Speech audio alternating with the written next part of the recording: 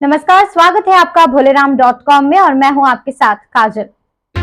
हम तो कहेंगे अब सनातन धर्म में अगर जन्मे हुए हो, आपके सनातन धर्म के अंतर्गत आप रह रहे हो, तो आपको आपका सनातन धर्म श्रेष्ठ लगना चाहिए। धर्म परिवर्तन आज के समय में बहुत ज्यादा मात्रा में हो रहा है। कहीं ना कहीं हमारी भी गलतियां हैं, अपने आप की गलतियां ये रहती हैं कि हम कहीं ना कहीं उनको हटाने का प्रयास करते हैं।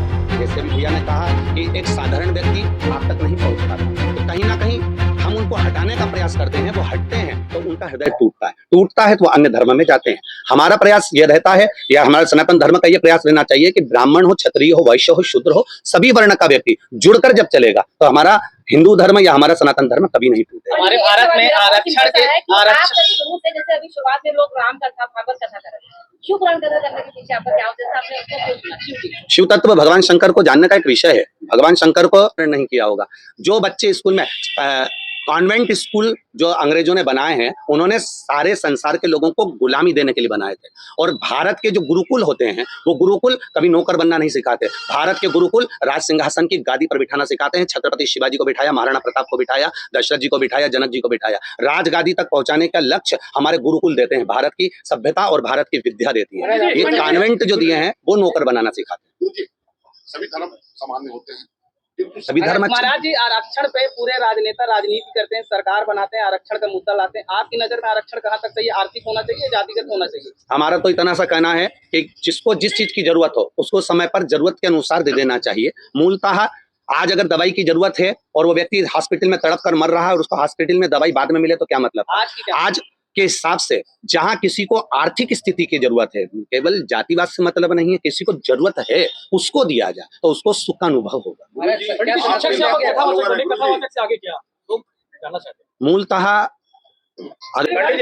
धर्म की परिभाषा यही है कि किसी दुखी व्यक्ति को देखकर दुखी हो जाना और सुखी को देखकर सुखी हो जाना। उसके जीवन में अगर कहीं कष्ट है और आप आगे बढ़कर उसका साथ दे रहे हैं तो हमारा वो सनातन धर्म है। मतलब आप उसके लिए अग्रण्य हैं, खड़े हैं। उसको ये नहीं कि मेरा पिता ही होगा। एक लड़की कुमारी अवस्था में जा रही है और उसका पिता उसके साथ में है, तो उसको लगता है कि मेरा बाप, मेरा पिता मेरे साथ में, मेरे को कोई आंख उठाकर नहीं देख सकता। सनातन धर्म की मूलता ये रहती है, जब आप एकांत में भी निकल कर जाएं और आपको किसी का भय ना हो तो समझ लो कि सनातन धर्म जागृत हुआ है, उसमें कोई आपके ऊपर उंगली नहीं कर जी।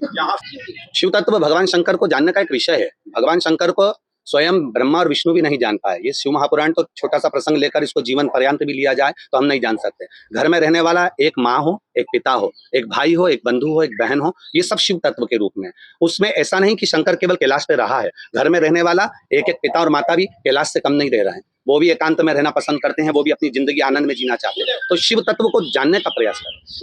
हिंदू राष्ट्र की कल्पना करें, बहुत सारे साधु संत जो हैं वो हिंदू राष्ट्र की बात कर रहे हैं। पंडित धीरेन्द्र शास्त्री जी ने भी कहा, आपकी क्या राय? हमारा सनातन धर्म और ये हिंदू राष्ट्र, हम तो पहले भी कहे हैं, जो मतलब स्टार प्रचारक है। स्टार प्रचारक तो मैं महादेव का हूँ। मूल रूप से शिव जी का प्रचार मूल रूप से हम लोगों का मूल तत्व है। उसमें ये नहीं है कि भाजपा या कांग्रेस के लिए। जो हमारे सनातन धर्म को पोषणता प्रदान करे, जिस पेड़ से हमको छाया मिल रही है उस पेड़ के नीचे अगर जल डालेंगे तो हो सकता है आने वाले समय में वो फल भी दे। तो उस भाव से कहा है कि कहीं ना कहीं किसी ना किसी रूप में हमारा सनातन धर्म मजबूत होता है।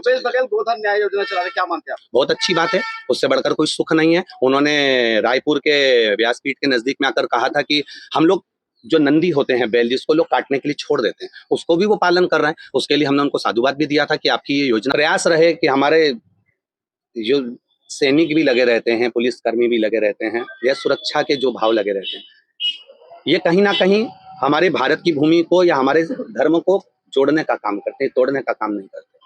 तो इतना जरूर कहना चाहूंगा कि नक्सल एरियो में जहां कहीं भी इनके ऊपर जो आक्रमण होता है और इनका परिवार बाद में रोता है या उनको तकलीफ होती है, वो कहीं ना कहीं बद्दुआ हमको भी नष्ट कर देती है। तो प्रयासरत रहें, अपने जीवन को अच्छा बनाने का प्रयास करेंगे तो जीवन सार्थक पहुंचाने वाला। धर्म में राजनीति के प्रवेश को आप किस रूप से देखते हैं? देखिए, राजनेता और धर्म ये दोनों चीजें हमारे यहाँ पुरातन समय से चली आ रही है।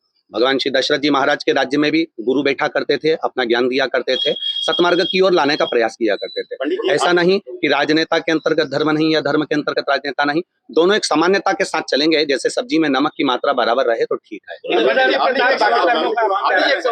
घंटा का प्रवचन है, उसमें से मात्र 15-20 मिनट ही आप बताते हैं, बाकी सब ऐसे। सनातनी जाग रहा है? क्यों नहीं जाग रहा? अगर सनातनी नहीं जागता तो आज पंडालों में इतना भीड़ ना होता। आज उनके भीतर भक्ति जागृत हुई है। किसी को यहाँ पर पैसे देकर नहीं बुलाया गया। आप पंडाल में रात्रि के समय भ्रमण करिए, दिन के समय भ्रमण करिए, उनसे पूछिएगा, उनके 200 रुपए 500 रुपए खर्च हुए होंगे, ऑटो में लगे होंगे, तब जाकर वो कथा स्थल पहुंचे होंगे। आज के समय में जो शादी की पत्रिका देने आते हैं वो साथ में रिजर्वेशन भी कराते हैं कि मौसी जी आ जाना, तो भी मौसी जी नहीं पहुंचती है। तो यहाँ तो अगर वो पहुंच रहे हैं तो ये कहीं ना कहीं हमारा सनातन धर्म है। अगर कोई गरीब आदमी पंडित प्रदीप मिश्रा से भागवत कराना चाहता है तो कैसे कराएगा? इतने पैसे पहले तो ताजा खबरों की अपडेट्स के लिए जुड़े रहिए भोलेराम.com के साथ और हमारे चैनल को लाइक, शेयर और सब्सक्राइब करना न भूलें। नमस्कार।